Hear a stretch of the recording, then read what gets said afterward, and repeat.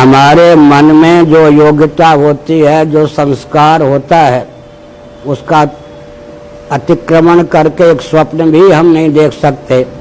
अंग्रेजों ने कूटनीति का प्रयोग किया, मेकाले को आगे करके हिंदुओं के, आर्यों के, वैदिकों के, सनातनियों के, जो भी कहना चाहें कह सकते हैं, हृदय और मस्तिष्क को अपना यंत्र बनाने के लिए उन्होंने ऐसी दूषित शिक्षा पद्धति भारत में क्रियान्वित की कि अंग्रेजों के हाथ में भारत का हृदय और मस्तिष्क चला गया।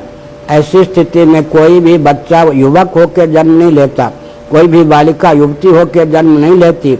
जब घर का वातावरण ही धर्म और अध्यात्म से विमुख कर दिया गया तो बोया पेड़ बबूल का आम कहाँ ते होय वाली कहावत है।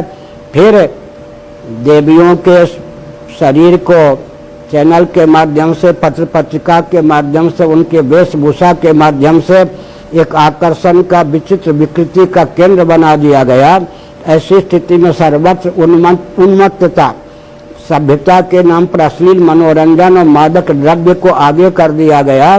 तो युवक और युवती अगर कोई व्यवस्थित रह जाए तो यह आश्चर्य है। उन्माद की पराकाष्ठा, उदाहरण के लिए उड़ीसा के निवासियों ने दिल्ली में, भारत की राजधानी में, एक जगन्नाथ मंदिर बनाया। उसके पास में ही रात्रि को आप चली जाइए या कोई चले जाएं, पुलिस क्या करते, हॉर्न देते, विशिष्ट प्रकार की सीटी देते हैं। उसका कारण क्या होता है?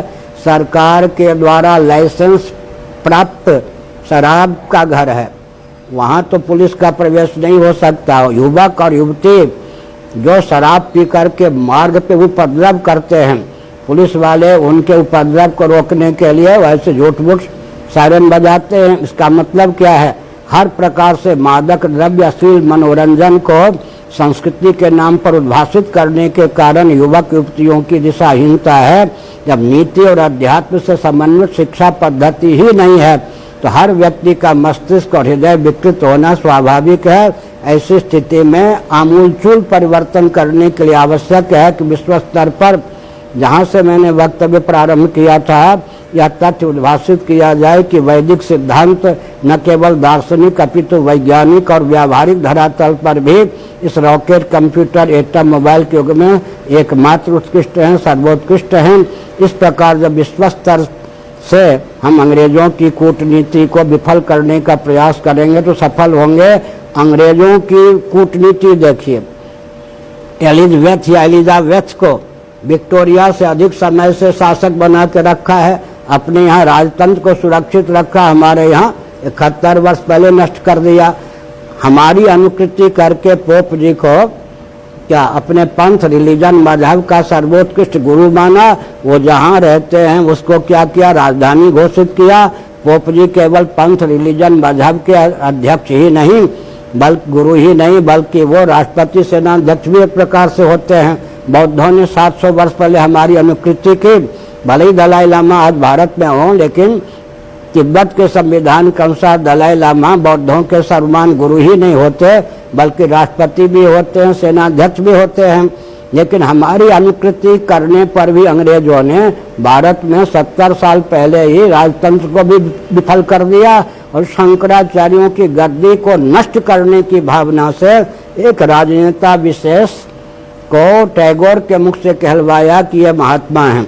एक राजनेता को प्रधानमंत्री का पद दिया, एक राजनेता को क्या किया? आध्यात्मिक मनीषी का पद दिया।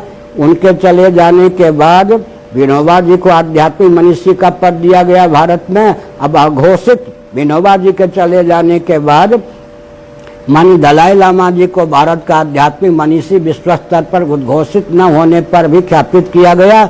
जिन दलाई लामा जी का पहला वाक्य होता कि हम हिंदू नहीं हैं।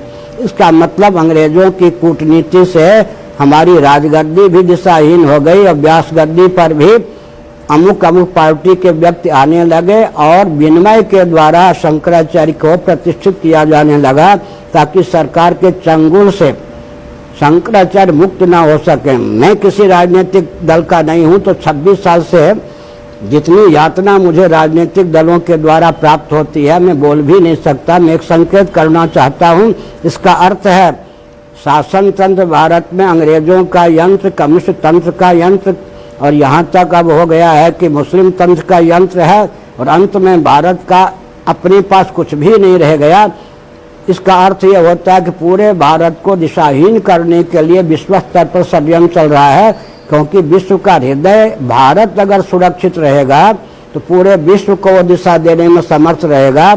ऐसी स्थिति में भारत को ही विदूषित करने का प्रयास चल रहा है। अब एकमात्र उपाय यह है कि भारत विश्व का हृदय है, इसको दिशाहीन करने का परिणाम पूरा विश्व दिशाहीन होगा और हो रहा है। इस तथ्य को उद्भाषित करने पर जो सत्य के पक्षधर महान भाव हैं वो हमारा समर्थन कर सकते हैं। तब हम अपनी शिक्षा पद्धति को क्रियान्वित करके, दिनचर्या को क्रियान्वित करके और विश्व स्तर पर अपने अस्तित्व आदर्श की रक्षा करने में समर्थ हो सकते हैं।